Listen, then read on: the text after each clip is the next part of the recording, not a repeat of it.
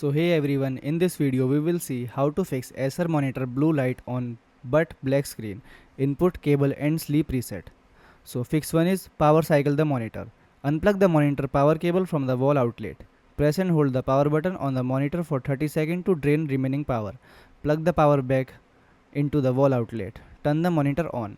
Second fix is check video cable connection.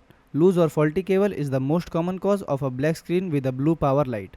Unplug and securely reconnect both ends of the HDMI, DisplayPort or VGA cable. Check for bent pins or frayed wires along the cable. Replace the cable with a brand new one to rule out internal damage. Third fix is select the correct input source. Press the menu or OSD button on the monitor. Navigate to the input source or input setting. Manually toggle between HDMI, DisplayPort or VGA. Match the selected input to the port your PC or laptop is connected to. Fourth fix is refresh your graphic driver. Restart your computer while connected.